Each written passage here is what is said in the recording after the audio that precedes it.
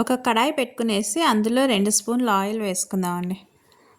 Oil బాగా వేడెక్కిన తర్వాత ఆవాలు, జీలకర్ర ఇవి 2 బాగా చిట్టుపట్లాడిన తర్వాత సన్నగా కట్ చేసి పెట్టుకున్న ఆనియన్, అలాగే కొద్దిగా కరివేపాకు అండి వేసుకొని బాగా ఫ్రై చేసుకుందాం. అలాగే దీంతో పాటే సన్నగా కట్ చేసుకున్న మెంతి కూర అండి, కొద్దిగా మెంతాకు తీసుకున్నాను, అది బాగా సన్నగా కట్ చేసుకొని ఇందులోనే వేసుకున్నానండి. ఒకసారి అంతా బాగా ఫ్రై చేసుకుందాం.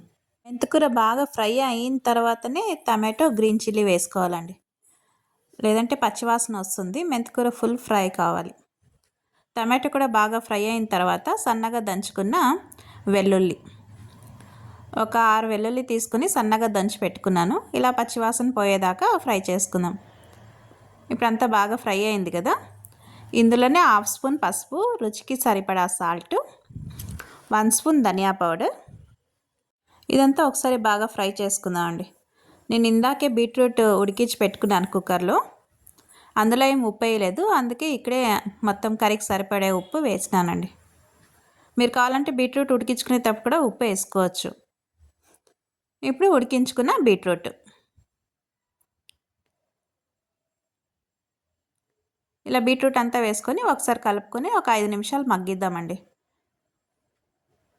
ఈ ఉప్పు, కారం, మసాలా అంతా బాగా పడుతుంది బీట్రూట్కి.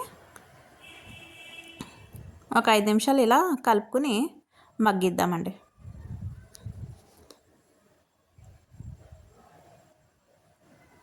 ఇలా అంతా బాగా కలుపుకున్నాం కదా, ఇప్పుడు మూత పెట్టేసి ఒక 5 నిమిషాలు మగ్గిద్దామండి. చూడండి, 5 నిమిషాలు అయిపోయింది కదా, బాగా ఫ్రై అయింది బీట్రూట్. ఇప్పుడంతా ఒకసారి బాగా కలుపుకుందామండి.